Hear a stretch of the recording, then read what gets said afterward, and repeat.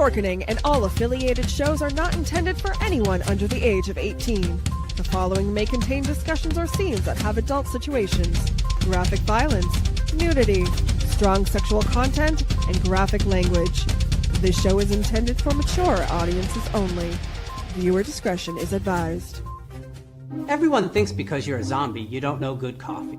Well, they're wrong. We have very active lifestyles. It's not all wandering the countryside aimlessly or scaring passing motorists. And we all love a good cup of joe.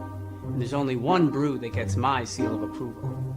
Deadly Grounds coffee is my guilty pleasure. Bold, robust, delicious. It's coffee that can wake the dead.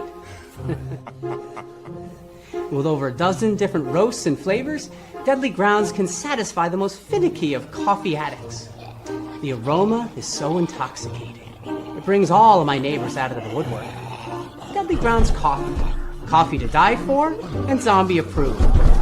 It's good to get a little deadly.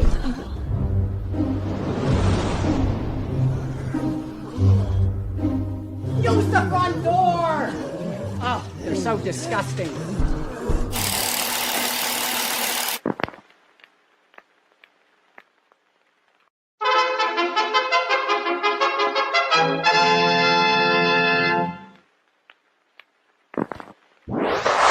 Persons under 18 will not be admitted.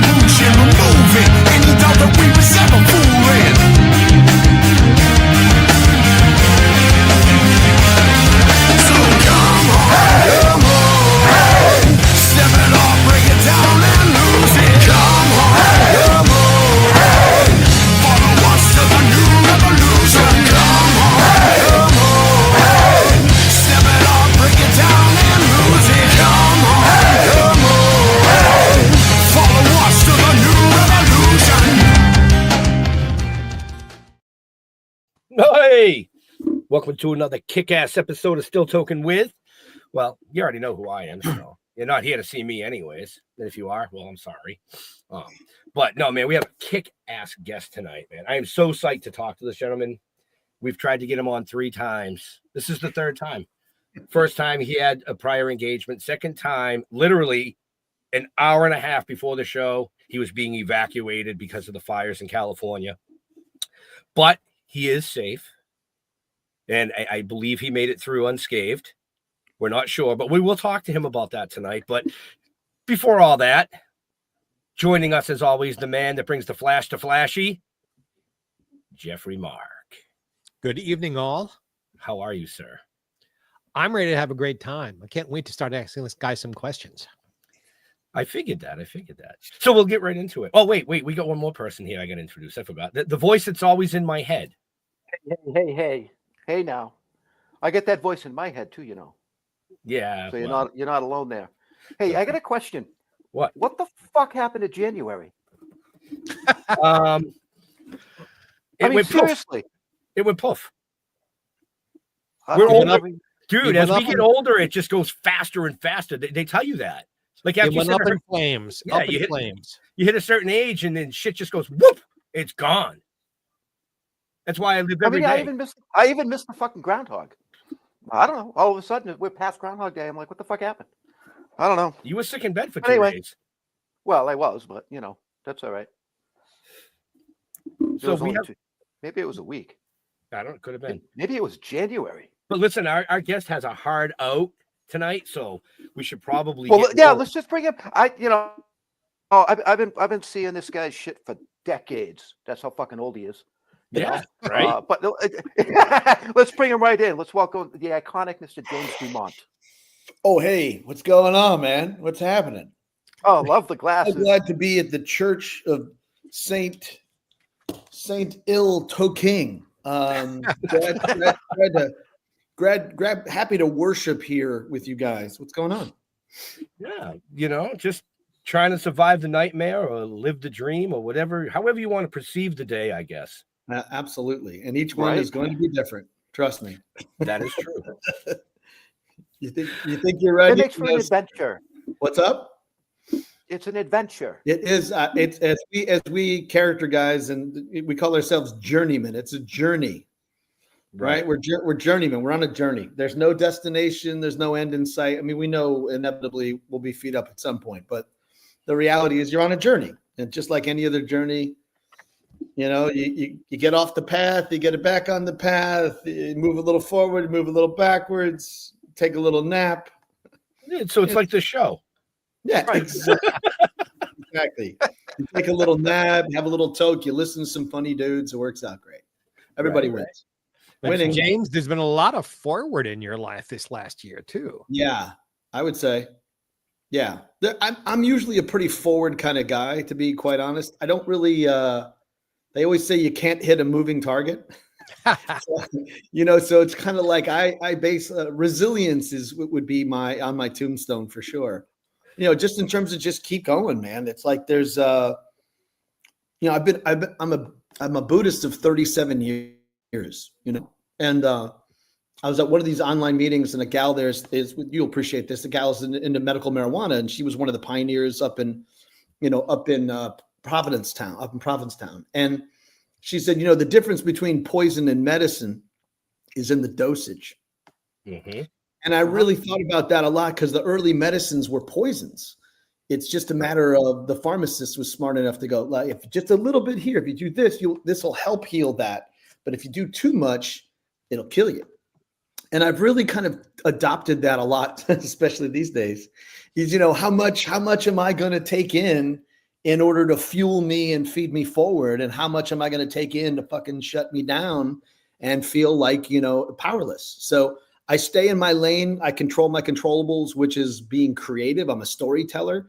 I just like you guys are storytellers. We stem from the first communicators of all language. Before there were even words, there were guys, grunts on walls and rocks telling the stories of the people before. So if you just honor the fact that you're a storyteller, that's your plan, that's your mission, that's your purpose. Just stay in your lane. Before billionaires and before politicians and corporations, there were people that gathered around and told the stories of the people before them, and that's how we exist. So once I don't let anybody disrespect me as a storyteller. Like, oh, you're an actor. Where do you wait tables? And good luck. Hope you get your break. And stupid shit like that. It's not at your level, James. At your level, you're still in that kind of bullshit. Oh yeah, dude. Because I'm that guy. Like they don't recognize me right away. I've had. I did a pilot that I've been working on that I got to get back to called That Guy, and it's what it's like to be in fame purgatory. Like you're known, but you're not unknown. What I mean? You're familiar, but they don't know who you are. Right. And so I get people kind of asking me, oh, hey, you look really familiar. Are you my kid's soccer coach? I'm like, no. Were you part of that seminar? I was like, no, I'm an actor. And they're like, oh. Well, what? Anything I would have seen? I was like, yeah, a lot. Probably. Probably. Name them, and I go, well, name all the jobs you've done. Now why don't you tell me what your resume? It's like I was like, I'll give him the short list or something. But one guy turned to me one time, and he's like, so I gave him Dallas Buyers Club, War of the Worlds, Ocean's 13, Catch Me If You Can, Seabiscuit, SWAT. Like I named down a few, and he goes, speaking parts. And I go, oh yeah? Oh, hey, what kind of work do you do? He's like, well, I'm a lawyer, mergers, acquisition, blah, blah, blah. And I was, so You get coffee for everybody at the office? Do you go pick out the Danish for everyone? Do you do Good all for the you. Xeroxing, then bring it down to the courthouse? Is that what you do? Because that's pretty much what you said I did, And then he never talked to me for the rest of the play. You know what I mean? What's the two of us in first class? And I'm like, yeah, I'm an extra in first class. Like, just figure it out, Yeah. So it's just, there is times where I think people disrespect the actor because there's all those weird extremes of like lots of fame and, attention but real actors, real storytellers, their lives are kind of boring if you think about it, so it's like, it's what they get to do and tell the kind of story. So yeah, for me, every once in a while I get dissed. Wow. Well, And I I give it right back because I'm just like, whatever, dude. It's like, I think there's a lot of people out there that just firmly believe that no matter what the other person does, that they can do it better. yeah. But the thing is, for me, most people's jobs I can do. I've laid cement. I've done so, but can you do what I do? Can you memorize 8 to 12 pages of dialogue in 24 to 48 hours, create a human being, document, and send it off? I remember to pee before I go to bed. Exactly. Well, yeah. So the point is, again, I try not to, I'm try to be as humble as I can, but I'm also, I'm not going to take any shit from anybody. So, right. I love what I do. And the fact that I get to do it is great. And if I make a living doing it when I do, it's even gravy. Nobody really does this for the money. I can tell you that, if they did, they're going to be in for a world of hate or hurt. Right. You got to do it for the love, for the passion. Yeah. Like this is who I am. This is how I want to spend my time on the planet, Right. And I've had many other opportunities to do all kinds of things, but it's like, this is the thing. And now I'm teaching now, which is something I didn't think I'd ever do. And now I'm starting to direct. I'm directing a off Broadway play, which I've never done before. So I'm producing films, but on a bigger level, now this last one, we just got greenlit for $4 million shooting in London. So it's like, oh, nice. It's taking on and doing things that make me uncomfortable. Right. It's like any non-speaking parts in that one for me. Exactly. Of course, I'm going to produce a big $4 million movie and have no lines in it. Of course, right. You be the towel guy. It does. With all that we see about our business in media, and it still galls me that most folks don't have a clue what our lives are like. Not a clue. Yeah, they still think it's like MGM and Mickey and Judy, and everybody is a multimillionaire that has a butler waiting on them, and that's hardly ever the case any longer. Yeah, I think there was the thing that I think one of the most positive things that came out of the strike was SAG and AFTRA's messaging of going 80% of these people that have SAG cards don't make enough money to qualify for insurance. They make less than $25,000 a year. And if you do your math, $2,000 a month is $24,000 a year. So the average actor doesn't make $2,000 a month in income in order to get insurance. Like, you have to earn it. So you have to hit that threshold. And that's just actors in the union. Right. That's within the union. So you're kind of going, wait, 80% of the people in this union can't make $2,000 a month? That should tell. And then think about what job you do and what hours you put in. It's like, that was the smartest thing they did, was the messaging to say, we're working class people just like everybody else. Yeah, you see the movie stars, and those are anomalies. Those are rare things that the actors are producers and they have points in it. And Tom Hanks is smart enough to take money on the back end as opposed to on the front, and makes more money off of Forrest Gump than he would off of 3 movies, And so those are good business acumen, good artists that are business people, but those are few and far between. So the nice thing about that was to go, and this is where I think we had a lot of support of a lot of other unions that are going, wait a minute, like, you guys don't make $25,000 a year. like we're a union, we're electricians, or we move trash in New York and we make $30 an hour. It's like, we make $100,000 a year doing, moving trash in New York. So the point is it was just smart to kind of say, we're just normal folks. We're just trying to carve out our piece of the pie like everybody else. And streaming was a windfall for the streamers. The profit margins were in the 300 to 400%. You know, the amount of eyes that they get in the subscriber base, and now they're backing it up with subscriber and advertising. So they're going to get your subscriber money and they're going to get ad revenue. It's like they're just making hand over fist, you know. What so the hell are we doing wrong? Until you get a piece of it, you got to find a way. You know what I mean? It's like, but like any other thing, you know, like somebody had the hold on this product or that thing. You know, it's like you know, there's ebbs and flows to the business. And I think now AI is going to be a new thing. People are fearing it as a threat, but I think it can actually be a huge creative opportunity. You can create a whole feature film through AI. It's done right. If it's done right. I'm very leery of AI. Right. I agree. Negatives. Yeah. If it's done right, but you know, we've been through so many different technologies that have replaced human jobs. It's not funny. I remember being able to, you know, you check your bag at the, you know, on the curb. And now sometimes you do, but most of the time you check in your own bag.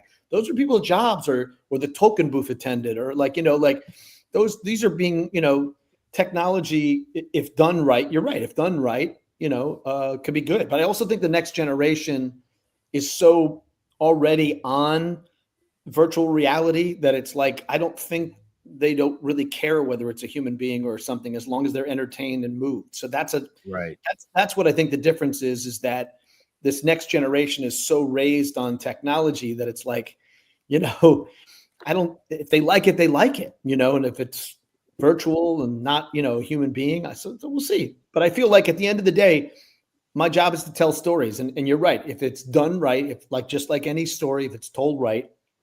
My wife and I think we've seen Goodfellas, I don't know, 250 times, something like that. Every time it comes on, like, a good story is a good story, and a story well told is a story well told. And so it'll stand up the test of time, and people will go, I want more of that, you know? So as we kind of progress in this next phase of the you know, the world of entertainment and storytelling is, at the end of the day, story is king. That's how I always feel, you know?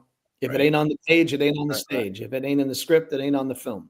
So it's like, it's still got, yeah, you know, I mean, we're all on the same page, and that is that. And also just, I think we're getting at a time where, as so much of, you know, corporations have such incredible power and control, as we're finding out. What's happening is it's forcing us as communities to unify as communities. You know, so my mantra this year is, you know, I want to be the unity in community. You know what I mean? Like, I'm about, like, let's do, if they don't like what we're doing and we don't like what they're doing, let's do what we feel really serves the greater good and the people around us, you know? So, nice.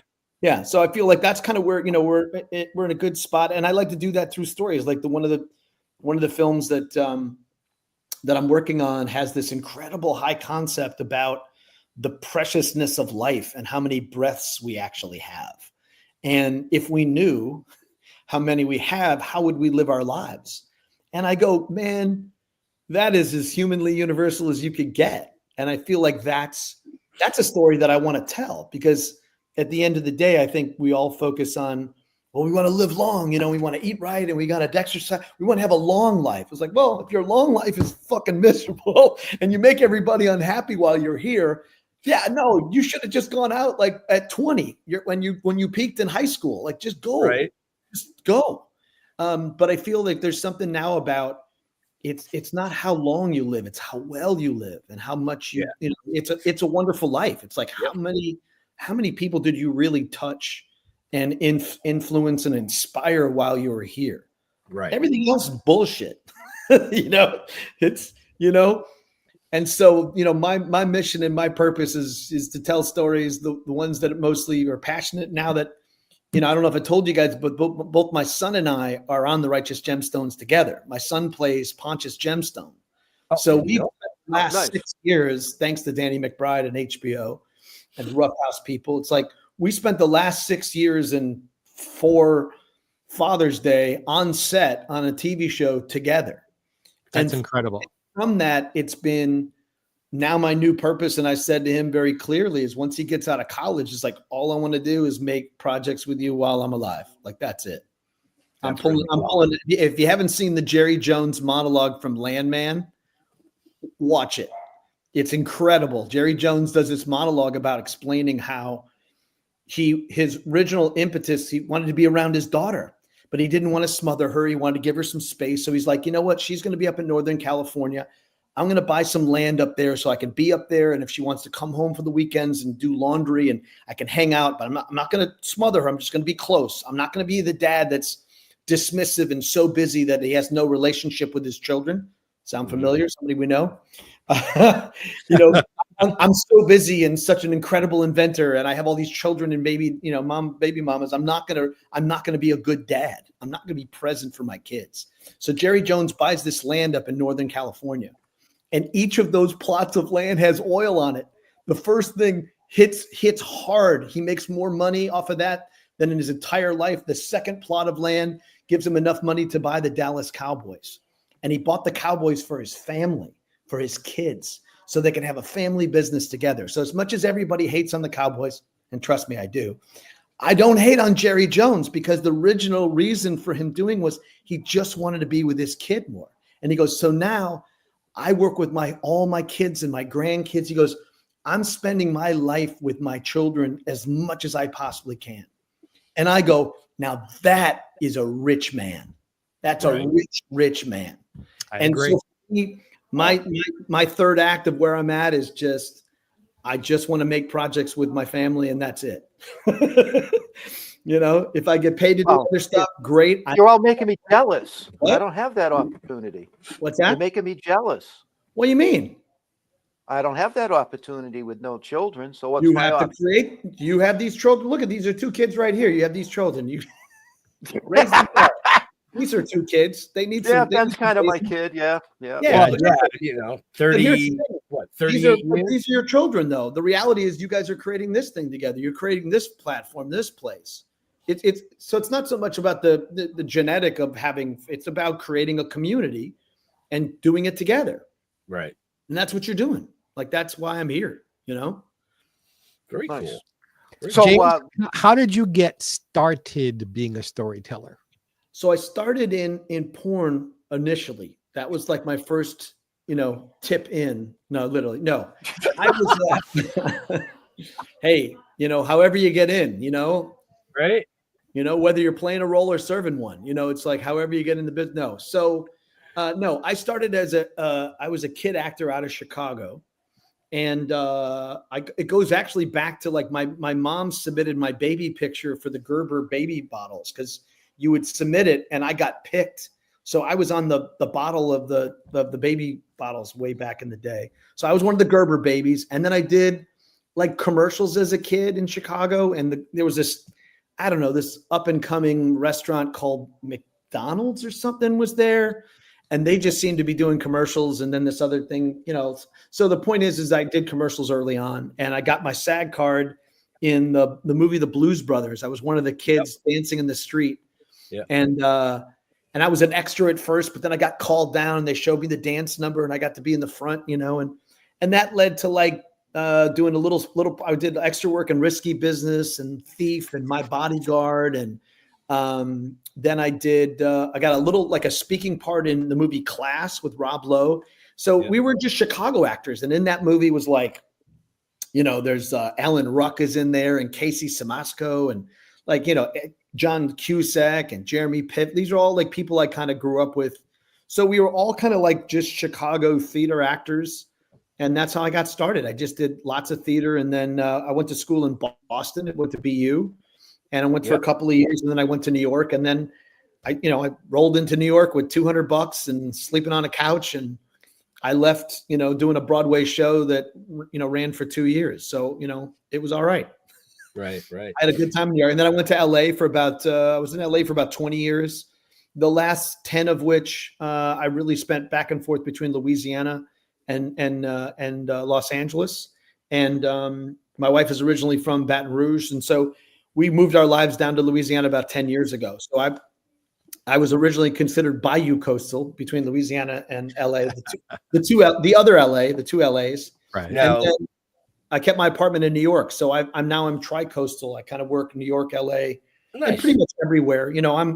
I'll show up to the opening of an envelope if you'll pay me, but I'm not getting on a plane unless there's something worthwhile getting on a plane for. So very cool. Yeah, especially lately.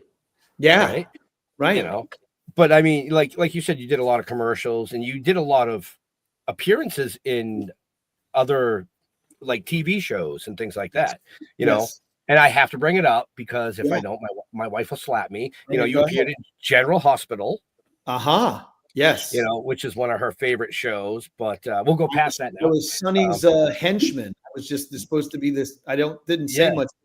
They work so quick that you can do 2 episodes in a day. So he's like, "Oh yeah, you're going to get paid per episode, and you're doing 2 in a day." And I'm like, "I like this. Let's do this."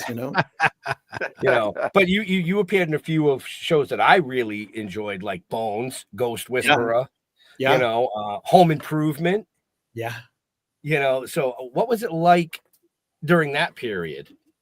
That was a good time. Like for me, I was a New York theater actor, pretty snobby, but I had a couple of casting directors that really dug what I was doing and they thought I was really funny. And those are kind of it's so funny now to talk about it because everything's so self-taped now. And like everybody has they do their own little casting at home. So I really feel like I'm really like an old dude now because it's like, I remember when we went to Warner Brothers and they lined us all up and they pointed us out and said, "You come in here and you read this thing." And then they put me right on the set, like there was a time at Warner Brothers, it's called Building 140. And you'd have to park like miles away. You get your pass to go on the lot. You go into Building 140 and it was like 12 casting directors all in one office. And so you go in and you read for somebody there and then you go like, well, and then they'd have these boxes in front of each of their offices. My dad was a salesman, so I'm no fool. I brought 12 headshots and I'm like, bom, bom, bom, bom, bom. So I would hit those things, or if I'd knock on the door and say, "Hey, I just saw such and such. He thinks I'm an amazing actor. Maybe you should see me too." And from that, I went back to that building over and over and over again. And that was Home Improvement was there, Friends was there, Ghost Whisperer, Bone, it was like the heyday of TV because Warner Brothers just had it all. So you literally would go in for one audition, but you were smart enough to drop your pictures. Even my manager would go like, "Okay, make sure you drop your pictures and knock on the door. I just submitted you for something," and I'm calling from the payphone back in the day, I'm like having change in my pocket all the time. So that was the old hustle in there, which was just a matter of if you went in for one casting director, you were likely to be back there 3-4 times per week. So it was just nonstop at that time. Same thing with Louisiana. When the tax credits just started in Louisiana post Katrina around 2007, from 2008 to 2012, there were more film and TV done in Louisiana than New York and LA combined for 4 years straight. And I ended up doing 2 TV shows in a day, 2 movies in a day. I did a WWE movie in the morning, got in a car, drove to Baton Rouge, did a movie with Cuba Gooding Jr.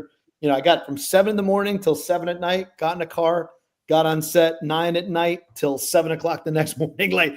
I worked and I slept in the trailer, so there was, when it was really busy in the heyday, it's like you just, as my dear friend Henry Winkler taught me, he said, "James, it's a hustle at every level, no matter where you Truly. Don't bitch about it. Don't moan about it. Embrace the hustle. It's always a hustle. You're a TV actor. They don't think you can do film. You're a film actor. They think you're too big for TV." It's like he goes, it's always a hustle. Just accept it, enjoy it, go for the ride. And it was the best advice I'd gotten. And I still feel that way. It's like, just, I'm still hustling, Right. We had talked off camera a little bit about you're going into teaching a little bit now and the auditioning process. Again, for our friends out there who don't know how it works, they think we go into a room or a theater and we audition. How did you, because folks, that's not how it works any longer. How did you adapt from the old school way of showing up and auditioning to doing everything from your house? How did you adapt to that? Yeah, that's part of the whole thing about our story or our journey of anyone is one has to either adapt or die, or you can just bitch and moan and complain about it all you want. But the reality is, I've always been I come from a family of innovators. My great uncle was one of the inventors of the picture tube. created the first DuMont television network where they did Cavalcade of Stars and Show of Shows and this little skit that became the Honeymooners. So it's like, so my family and my dad was a very smart, just seeing innovation, like seeing what the next thing is. And so it was a more of a necessity thing, which is that I wanted to be able to work in more film work. And the films had really kind of left California at that point and moved to where the tax credits were. I saw it happen earlier in the 90s with things going up to Canada. So I saw the earlier, I had a vision about like, okay, this is where it's going. And for me to be able to audition in one place and send it somewhere else, the technology was catching up to that. So I have been self-taping for 15 years.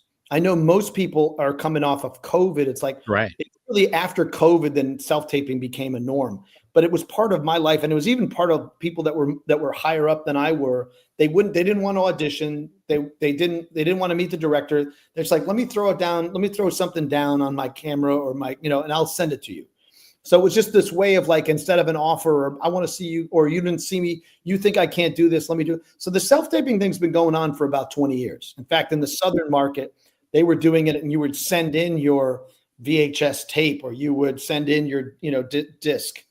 So for me, I was auditioning for things in Louisiana, even though I was living in Los Angeles. So I would fly down at first to really build that relationship with those casting directors enough to go, is James going to show up if I give him this job? So I've been doing it since I'm, 15 years. So the way it works now is I'll get an email.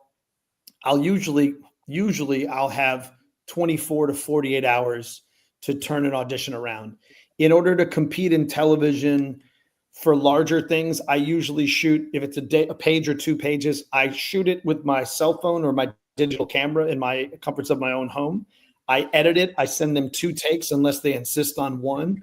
And then they're able to see my work, right away, as if I was in the room.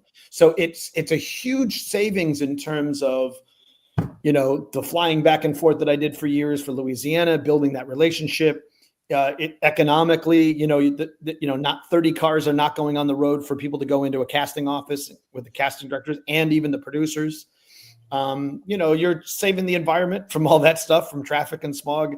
And then the economics of, you can see any actor in any market all over the world within days. And so, there's too many pluses to it. That for me, the adjustment was really all about, I like to work the room. My dad was a salesman. I like to work the room, but at the end of the day, they really need for me to deliver the work. So even when I was doing live, I really kept the chit chat to a minimum. I came and did my work. If they wanted to talk after, I was fine, but I really minimized the salesy show guy thing and just came in and did my work. So the adjustment wasn't so difficult for me in that regard, because I know some actors that got work off of their personality and who they were, but their skill set and their talent was not, sustained. They got work that got other work and they had good representation, but they really suffered a lot when things switched over to self-tape, because they were personalities. They weren't really trained. They were guys from The Sopranos, they're like, who were just out of work, and they were great goombas and funny guys, and they tell stories, but at the end of the day, they have to deliver. And so for me, I always came into the live audition, and no slight to my fellow, all my Italian buddies out there for The Sopranos. And, but the point is, I think a lot of those guys got catapulted into positions, and then they're like, oh, I guess I should take a class. And they're like, I'm not going to do that. And then, it goes away, the phone stops ringing. And so Sure. I think for me, it's always like, I never rested on any particular laurels, and I still don't. And I don't feel entitled to anything, after 40 years in and 180 credits. I feel like each time I have an opportunity to create a human being and send it off. And so that's what we do now is email comes in. I usually do same day. If it's a page or 2 pages, send it off. I give them a couple of takes. If they like it, they check my availability. If they say yes, then I got to find a way to get there, whether it's New York or LA. It's my responsibility to do that.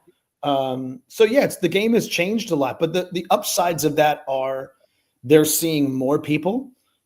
from more diverse backgrounds that were not getting seen, because when you had a live audition, weren't with a certain agent or manager, you wouldn't be seen at all. And so now there's so many people being seen. I also think there's a pushback where people that really rested on, their privilege of being with this agency or that, they were getting priority over other people, and now they have to earn it. And so, as a guy that's had to tape all the way through, and half, previous to COVID, half my jobs were offers, the other halves were self-tapes. Now, up until recently, I just was offered a, Mel Gibson movie with 11 scenes opposite Mel Gibson. I mean, that's the first offer I've had since Spencer Confidential. 6 years go by, no offers. But that director did his homework and looked at my work, and it's like, there's three components to this character. There's actors that just do one of those three things well. You actually do all the three of those. Like, you're the guy that does all the three things that I need for this arc of this character, and you're in one body, and you're affordable because it's 500 miles away, and it's not. So, when I'm getting opportunities these days, it's because a famous person is unavailable, or they can't afford them.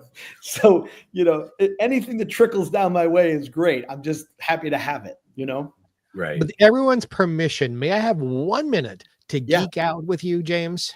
Yeah. Because you dropped a bomb and we went past it. And like, your uncle was Alan B. DuMont? Yeah. For those who know TV history, that's my great uncle Alan.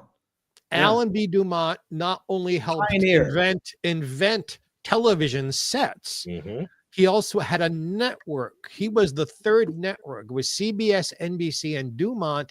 ABC was on life sustaining.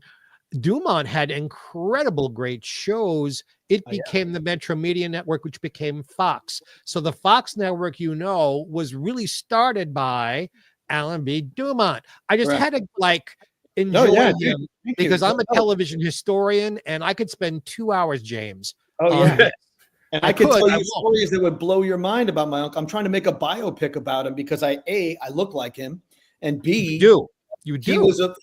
He was a fucking pioneer. He was giving blacklisted actors opportunities to be on television. The first African American woman had her own TV show. It was a cooking show on DuMont. There was an Asian American woman who had a cooking show on there. He gave people, handicapped people coming back from the war, he put them on the assembly line. I mean, Alan was a pioneer of pioneers. He built this television network with no radio network to make up for the differences in costs. Wow. Yep. CBS and NBC had their radio networks to sustain, because TV was at a loss the first 10 years. That's right. DuMont did it at a profit without the radio. Correct. James, off camera, talk to me about that project. I want to be a part of it. Oh, thank you, man. Yeah, we're one of my uncle, Bruce DuMont, runs the Museum of Broadcasting in Chicago, and he has been kind of keeping the family archives of all those kind of things and knows stories beyond stories. And actually, one of his interns, who again, it was and he was a radio TV, he's like, you fucking look like Al. Like, we got to make a biopic. You're right at the age. This is right the time. And I'm like, absolutely. So we've been kind of developing it. There's a couple of books that we're looking at to get the option. But see, these are things that are exciting to me right now. Do you know what I mean? That's cool. As well, that's really cool. Trying to figure out the next James, guest. I want you to know that on the other side of this screen is my family's DuMont television set from 1950. I still have it in the original Chinese cabinet in which it came. So I am all in here, kiddo. Wow, dude. It's kismet, baby. Meant to be. It usually is with me. No, it's good. It's good. Good stuff. Thank you. Yeah, I appreciate that, because there's a whole... Gio, working your way right in the back door there, I see, huh? What's that? That I do that often, but that's another story. So the back door reach around. What are we talking about? Hey, let's talk about gemstones before we lose our time here. Speaking of off color, perfect timing. Great segue. Thank you very much. I try. Yeah. Tell us about. So gemstones is going to a new season. Yes. Yep. Season 4. It'll drop on March 9th on HBO.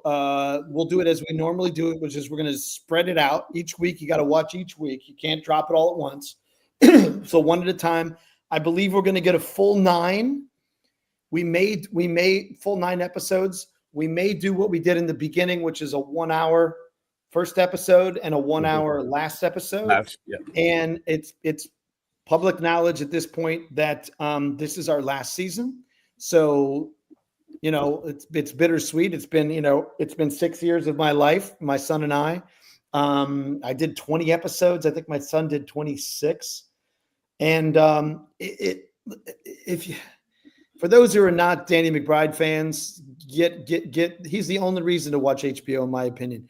The work that Danny does between Vice Principals, Eastbound and Down, and now Gemstones, it's just he's amazing, and he's an amazing person, incredible father, and a great artist, man. And my son got spoiled. I turned to my son and was like, "Hey, man, this experience, like I've been on 180 movies, like this experience, everything's gonna suck compared to this. So if you have anything that's great, so just enjoy this whole ride, because we've had a great so we have a great season ahead. Public knowledge is that Megan Mullally is joining us. For people who are big fans of Megan Mullally, she comes in as the love interest to Eli Gemstone, meaning opposite John Goodman, which is incredible. William Scott, is going to be joining us, for those who love the old Dukes of Hazzard reboot. And he's, anybody who's a fan of, it's Stifler, man. It's Stifler, like how cool right? Stifler? Yeah, Stifler, So, exactly. And William, my son, Kelton, just got along really well. So, yeah, so all the episodes are going to air on March 9th, each Sunday. We have our favorite 10 o'clock slot. It's where The Sopranos was. It's where Game of Thrones was. It's where Gemstones been. It's where Succession was. So it's been we're going to go out with a bang, and there's talk of maybe a Gemstone movie or some specials, who knows? But I can tell you hands down, like that cast is incredible. Not just the funniest people, but just some of the greatest people I've ever had the pleasure to work with. They've been so kind to me and my son. They kind of, Cassidy Friedman, who plays his mom, is like a second mom to him, it's a great, they're an exceptional group of people that, the casting directors, Sherry Thomas up in LA did an amazing job of just picking incredible people. And also Danny McBride, I think it has, my experience has been, the greater the person is at the top sets the tone of how it's done. If they're the first ones to arrive and the, last ones to leave, it's like that, Danny McBride is the benchmark of excellence and just the kindest. And he sets that tone, and it only draws certain people. There's a couple people that kind of came through and thought there was going to be some big diva thing, and like it just got shut down because we're all trying to make the best, funniest show we possibly can make. And there's competition amongst these people. Like my group is called the Goon Squad, and it's like we're Danny McBride's henchmen, and we still are 4 seasons in. And it's like we compete to try to keep camera time because you got Adam Devine, you got Edie Patterson, you got Danny McBride, you got John Goodman, you got Tony Calvero, you got Adam. It's just like it's a who's who of like some of the most brilliant people out there, and Tim, and like you go on and on and on. But yeah, so for those who have HBO, get ready. If you haven't watched the show, up now. It'll be perfect timing for when we drop on March 9th. But right. Yeah, I've had probably one of the greatest experiences. And I think, as I said before off camera when we were talking, is, I get to be with my kid. I get to create projects with my son together, and we work well together. So we're doing a feature together now, and we got a director and some A-list actors that came on board like that. So it's really I'm having a good time. You also mentioned all of this wonderful stuff you're learning and getting, that you're going to be passing it forward. You're going to be doing some teaching.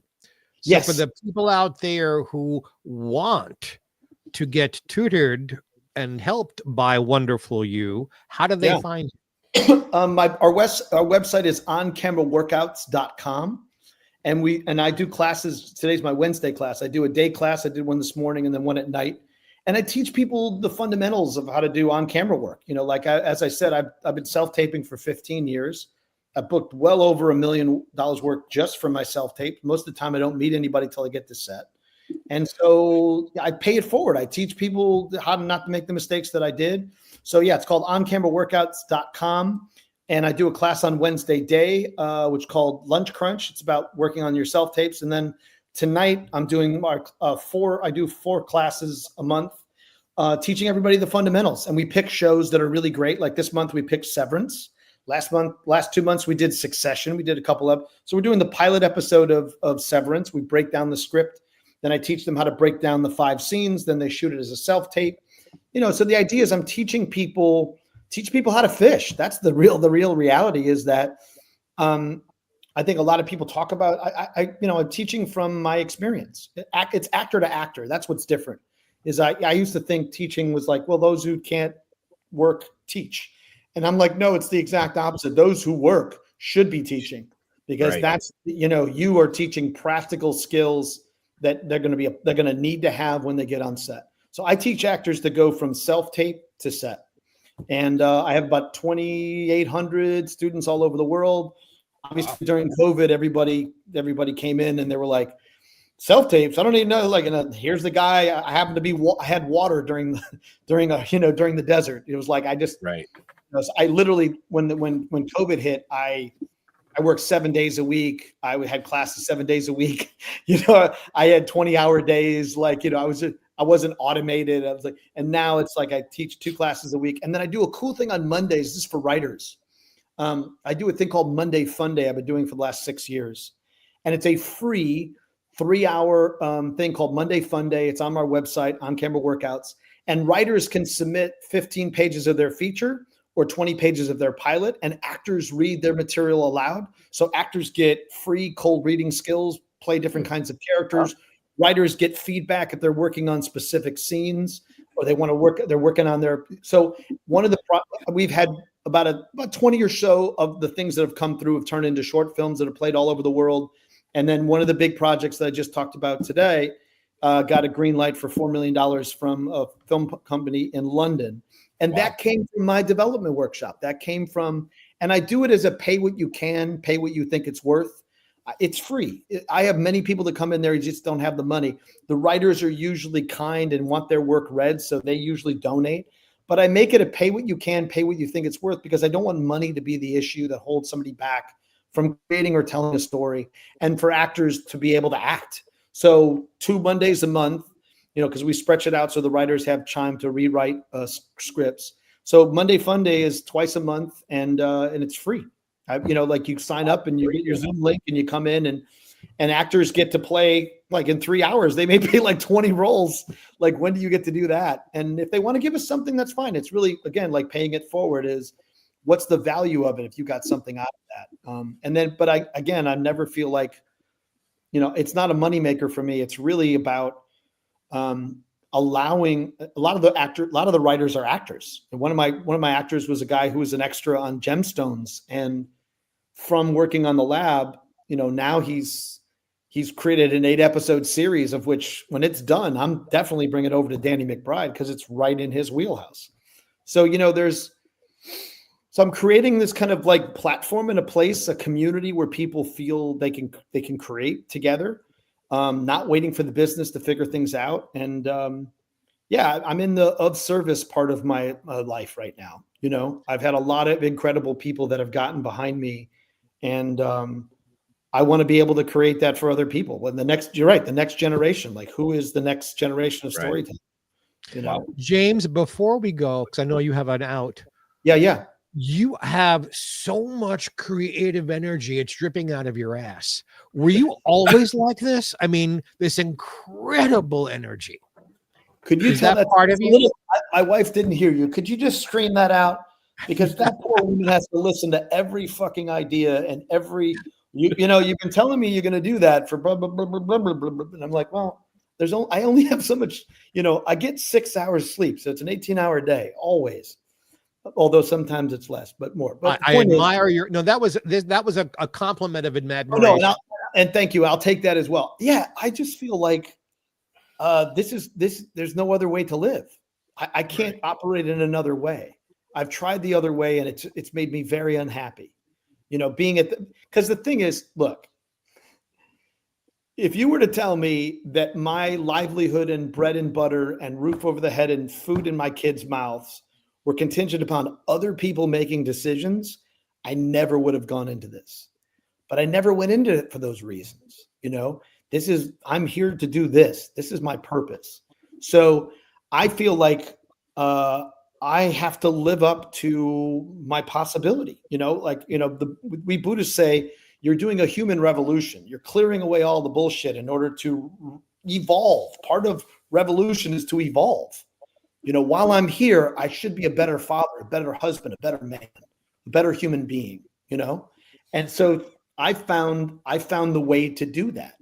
The way to do that is through storytelling and giving other people the ability to tell stories, encouraging them to, and then telling my own story, and I want to tell the story of my uncle because I think that's a story that would inspire people too. So, James, get my contact from Ben. Oh yeah. No, I so want in because I've got DuMont stuff on video here that like one of the largest collections in the world. So let's talk. We talk, and I'll give you that fun one because I have the DuMont 1000 in my basement. The DuMont 1000 was the last radio last console. It had 8-track. It has 8-track. It has cassette. It has reel-to-reel. No, 8-track, cassette, and a turntable and AM/FM. And I rebuilt the cabinet because it just fell apart. But it's so beautiful. I'll send you a picture. You'll appreciate it. But yeah, my sisters collect DuMont TVs. The guy I have product, DuMont television product. Oh my God. Well, I think my father turned ours into a fish tank years ago. Yeah. Well, because the screen was so small, like you could do, like you're going, so it's this huge box. It's this even the call letters, Channel 5 in New York was WABD for Alan B. DuMont. That's right. So yeah, so for me now, I'm also trying to create what I think is the next DuMont television network, which is DuMont independent television. Not relying upon networks, not relying upon streaming. Very cool. But real independent stories and independent, because that's what I think the next thing is. Mm-hmm. If you're looking at people like, New Orleans native Mark Duplass, take your money from Apple and be on the morning show and then finance your own TV show so you don't get canceled and you tell all the stories you want in a season. And I'm taking a page from that. I've always talked about making independent television, and now I have the material and the resources and the relationships to do that. And I want to do it, in my own backyard. So I'm not on a plane and away from my family, even though my kids are now, grown almost. So that's the plan, is to kind of, rather than waiting for the phone to ring or to someone to validate, what is already inherently possible. And we just met each other and you're like, I get you. It's like, I get who the fuck you are, and I'm like, if you don't, then you're blind. Like the opposite of woke is be asleep. You're just not paying attention. You know what I mean? Because I'm doing my thing, whether you give me permission to do it or not. So I feel like I'm always about actor empowerment, and it can't come from other people. It has to be. And I know I have that 5 out. I saw it. Yeah. Okay. I just wanted to make sure you saw it. I don't want to be held. I don't want to hold you up. It's like, look, I appreciate you guys. I definitely want to come on back and talk more stuff anytime you want. Other than Wednesday. No, I'm just kidding. I'll make it happen again. But I thank and appreciate you guys for just giving me the platform to just gas on, No, a pleasure. You, thanks for coming on. Thanks again. We'll see you guys. Appreciate it. Teach well. Take care, James. B12, is that what I'm doing here? Teach well. Oh, yes. Thank you. I will teach the children well. So, what a pleasure. Right? Wow. Right? Yeah. Yeah. Like neither one of us really got a word in edgewise with that one. No, not really. It takes a lot to keep Jeffrey Mark from getting a word in, but he was so, I didn't want to interrupt him because he was on a fire to tell his story. Yep. But that's what I like. I like to hear that kind of stuff. Right. I would book him. I would book him again later in the year just to come on and talk more about the DuMont stuff. outside of, we only touched a little bit about what he does with the Yeah. television series and things like that. But for our folks watching and listening, I mean, this gentleman was in Jurassic World. He was in Deepwater Horizon. He's been in a ton of actual films too, which was a question I had transitioning from TV to film. But I never got to ask him anything about my questions. you should know by now not to bother even writing shit down, dude. Well, no. I got to make things. my little notes. You know what I mean? Oh yeah, certain things. I mean, he beat me to the punch himself because I wanted to bring up the where he was just offered that role in that Mel Gibson movie. Yep. And that's a supporting lead role too. Yes.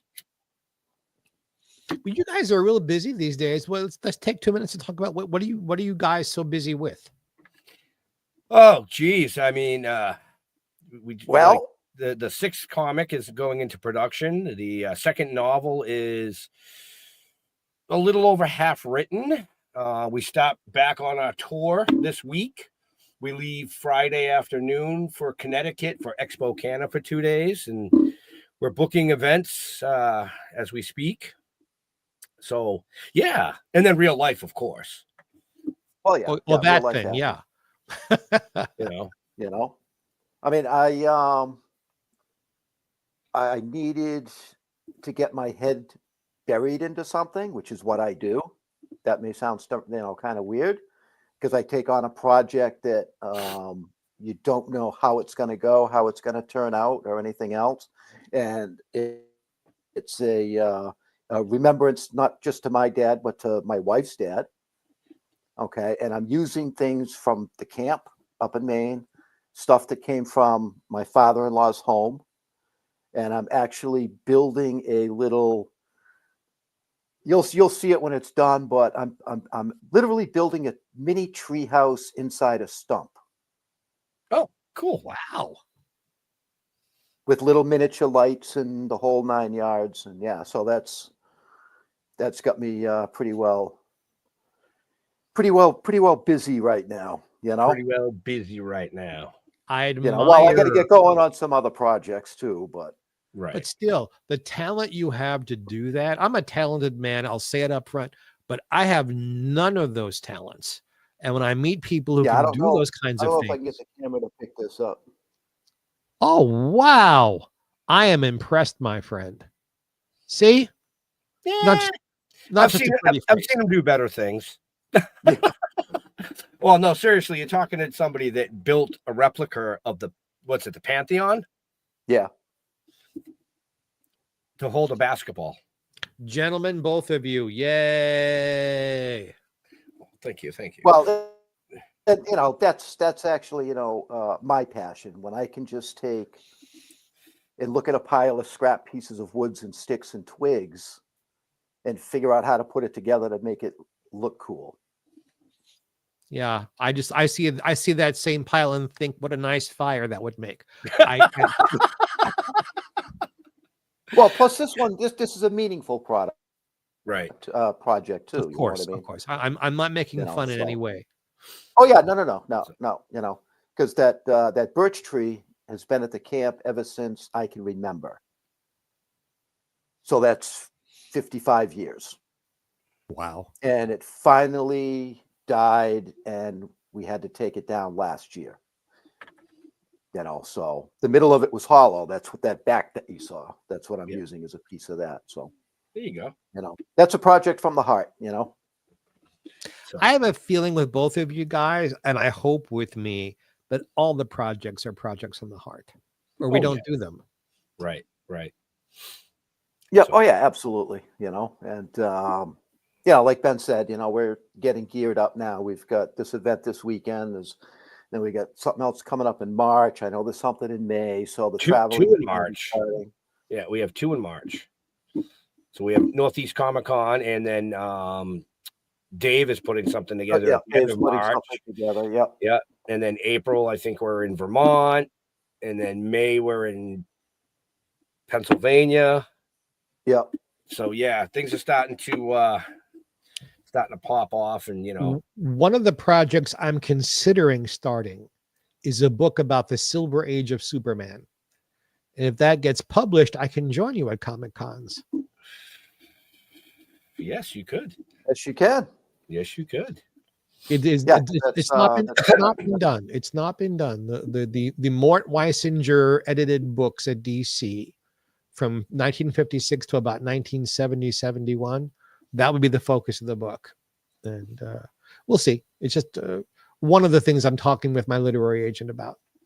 Very cool. Very cool. Well, everybody's got to do something. It's like, and Ben knows, I've spent the last 2 years taking all my handwritten poetry from my books and getting them typed into the computer, because everything's handwritten. Yep. There's over 300 of these in 3 books, so I'm trying to get that's my book that I'm putting together. And I've still got the new Lucy project I'm working on and my memoir. And I did a show with your compatriot this morning at 9:00 in the morning, my time. And our guest from last week. Oh, Hal. Yeah. I was on Dr. Hal's show this morning. I'm on another show on Friday as a guest. Nice. Talking about Lucy and Ricky and Fred Nethel's trip across the country. Very on a show called Road Trip. It's on Friday morning. So busy too. Right. So on that, I am going to spin us out. Mr. Jeffrey Mark. Well, what a pleasure this was. It always is. I love doing this show, and wherever you are, God bless and have a happy. Love it. Jeffrey. I'm in the forest on a path. I'll be around the corner pretty soon and out of sight. Yeah. I've seen that before, actually. I think I did see that before. You want to know more about us? Go to stilltoken.com or Token with the Dead on Facebook. That's it. That's where we're at. And keep your eyes peeled. Keep your eyes peeled. If you're in Connecticut, we will be in Connecticut at Expo Canna this weekend. Just look up Expo, X, not EX, XPO. Canna, CANNA, not Canary, and it's not Hexpo with an H. Okay. X, EXP, Expo. All righty then. That confused them well. All right. Yeah, it did. Hey, they're stoners. I'm supposed to confuse them. Yeah, we want to thank our guest James DuMont for taking time out of his busy day to finally jump on and chat with us. To Jeffrey Mark for joining the family. Of course, Hef for being Jeff. And to all our veterans and first responders, we want to thank you for doing what you do so people like us can do what we do. Stay safe. We'll see you next week. We're out of here. Peace.